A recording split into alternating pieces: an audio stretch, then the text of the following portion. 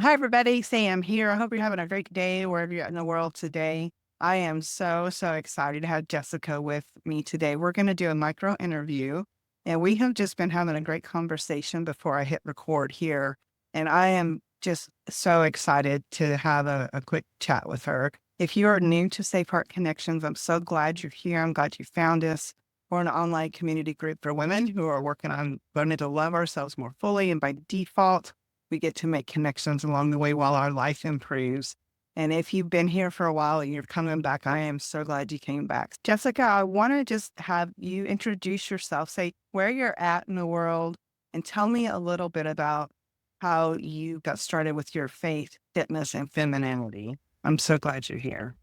Hey, thank you, Sam. So I am based out of sunny Florida, and my name is Jessica Keffer, and I started a movement called Ezer Movement. And Ezer is a word that is used in the Bible. It's of Hebrew descent. It means helper.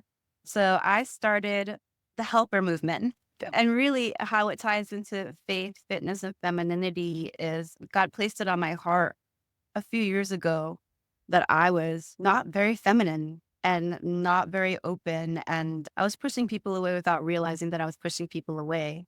And my heart yearned for community. And I had community as far as fitness goes because gym rats are gym rats and Pilates people we can geek out together and work out all the time.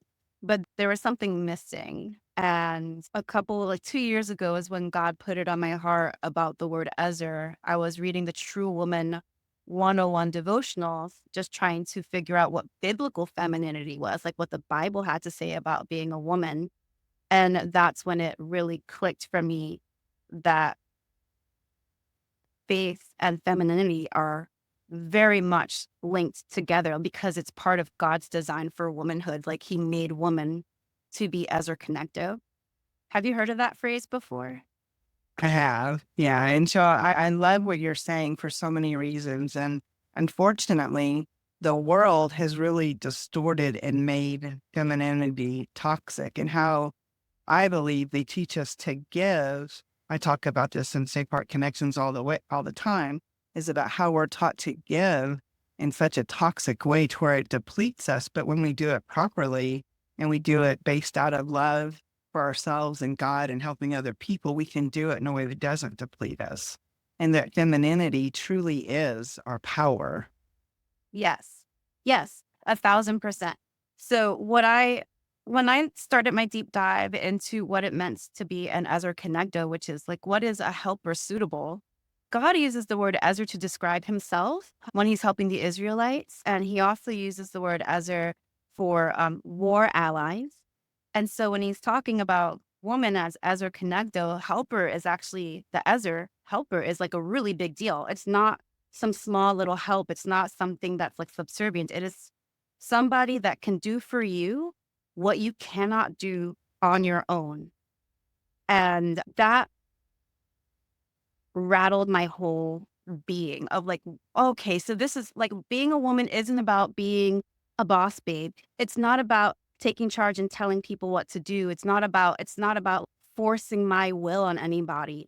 It's more about being the soil, being the receiver, being the nurturer in a way that I've never understood before. And when I started to think about how God helps me on a day-to-day basis, when I began to think about what allies in war might do for each other, it changed how I wanted to approach being a woman. And it went against everything I was taught. I was taught like girls rule and boys drool. And when I discovered biblical femininity, it was like, hello, there is no such thing as independent boss babe. We're interdependent. We Anything that I do affects somebody else and vice versa. The independence is a lie in a sense because we cannot exist independently. We were never created to exist independently. That's why God created woman for the man. He was like, it sucks that this guy is by himself. This is bad. He needs a helper. I think it must be in the Jessica translation. It says it sucks. Yes. It is you. I All over translation. the gift. I love that. You're so right. And so the part of the problem, as I see it, is you have women that are like me. I'm a little bit older than you, probably double, and that's okay. Close. That I made a lot of poor choices in life around men because of some things that happened to me that I was taught as a kid. And then it continued to get worse. And I started to believe things about men that weren't true. And it's a twofold thing that we're taught as women certain things about womanhood that aren't true. And then we think all men are bad when all men are not bad. And when we're getting taught all this stuff coming at us, we don't know what's what and what's right and what's wrong. It's really hard to know what to do. And so then my daughter's generation is acting out of what she learned from me, which because of my toxic state wasn't healthy for her. Now she's making choices that are going to impact her kids, and it's just going to continue figuring out how to break this cycle, to break this loop of femininity is weakness and men are all wrong. That's where we have an opportunity, women like me and women like you and others, so many in Safe Park Connections that can learn to be who they are, stand up tall and say, this is who I am, and honor that. That's why I'm so glad that I'm connected to you and so many others. Yeah. I One of the cool things about God is that he never forces his will on you. Like, you have to want him to help you. You have to want to follow his voice when he prompts you to do something. And us as women get to be like that. Like, when we want to help somebody, we can't just, for example, my husband's going through some stuff, and I was like, oh my gosh, babe, like you could do da da da da da da. And that's not what he needed. He didn't he didn't ask for my help. He didn't ask for my advice. Yes, I can help him, but it was one of those moments where he was just like, all I wanted was for you to listen to me and not try to help me figure anything out. And I have to remember that because I tell him that to me all the time. I'm like, I'm talking to you just to let it go, not for solutions. But as his helper, I was like, oh, I have a solution for you that you don't see because this is how your man brain thinks. And And so sometimes the best help is just to be the encourager. That's all they need. And I have a great story about this. My husband has been camping and doing outdoor stuff his whole life, and I have not. Since we've been together, I've done more camping. We love to float rivers. We actually got married in a river. I love that stuff. But I have not been doing it my whole life. And about 2 years ago, we went camping and we get there and it's late in the evening, not super late, but it was dark. It was like 8 o'clock at night. And when he starts unloading everything and he packs everything you could ever need on a camping trip. He's going to have two of everything. He forgot the tent poles. So he goes to put the tent up and he realizes it. And I look at him and I said, I am willing to do whatever we need to do. If we need to go back home and get the tip poles, I knew 100% we were not going back home, couple-hour drive. And I said, but if we need to come back home, go back home and come back in the morning, totally do that. Or just let me know what you decide. And I sat down on the little bench and waited. One of the women started to try and tell him what to do. And I'm like, stop. No, don't tell him what to do. He's smart. He's going to figure this out. And how rude would it have been for me, the girl that's only gone camping twice in 52 years, try to tell the man that's been camping his whole life how to fix it. And he fixed it. And he did such a good job. And I was able to be like, told you could do it. yeah. And how much different was that versus me either berating him, like, really, you didn't bring the tent poles, really, or worse, trying to tell him how to fix it. And Yeah. so being able to be the support and to be the helper. And for me, what a joy it was for me to not have to be responsible for everything. Yes. Literally on that trip, all I have to do is show up. I literally just show up. And even when there was a problem, I wasn't the one responsible for it. And I think that brings me to the thought that we are taught as women that if we don't do it, nobody else will. And we're responsible for everything. And we're not responsible for everything. Mhm. The other thing I was taught is I can probably do it better than a guy can. I literally was taught that. I think the girls are smarter than boys, which that's not the truth.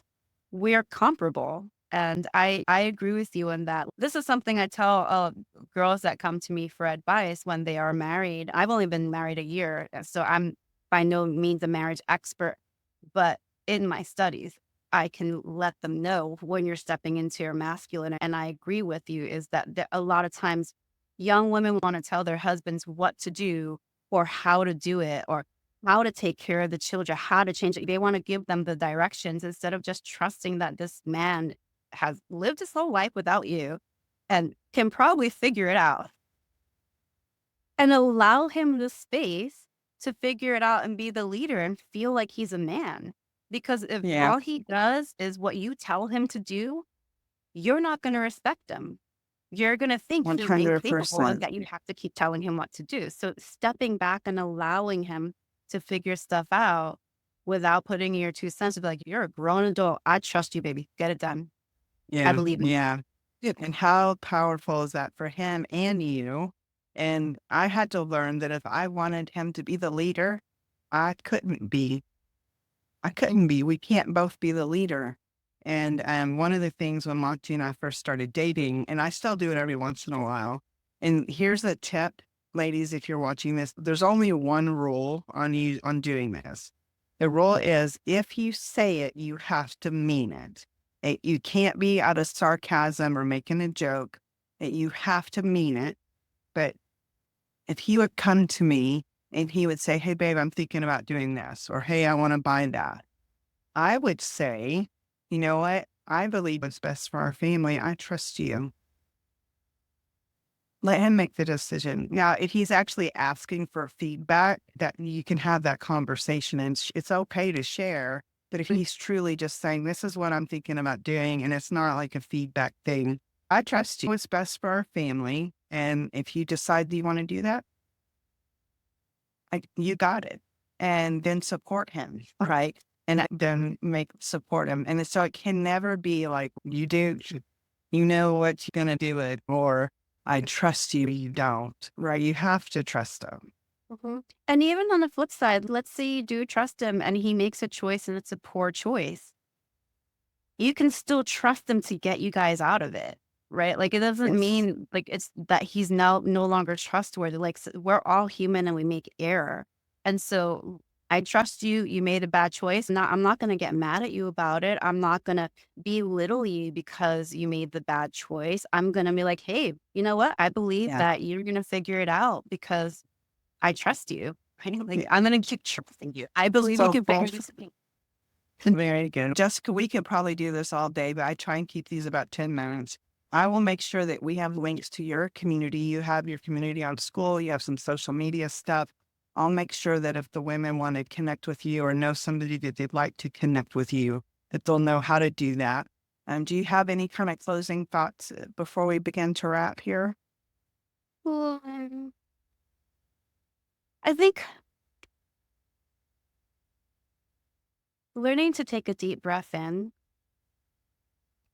before speaking or trying to take control of a situation and just allow for a moment of like just peace and clarity and like a step away so that the emotion is out of it and the peace is there. I think that's important as women, especially when you have husbands that you want to tell what to do or children that you want sons that you want to tell what to do. You still have to treat them like young men. So I guess my closing thought is when you feel the urge to take over a situation, which is something I definitely struggle with a lot, breathe in and out and trust that you don't have to be in control of everything and that you can release that control and allow other people to make choices or allow God to do what God's going to do. Yeah, and that's so good. Jessica, I am so glad that we're connected. And I look forward to watching you on your journey as you're growing your community and the impact you're going to have in the world. And one of the things I believe deeply is that when we're doing what we know we're designed to do, we can't help but make an impact on the world. So thank you for showing up the way you do. Thanks for having me, Sam. You're welcome. Have a great day. You too.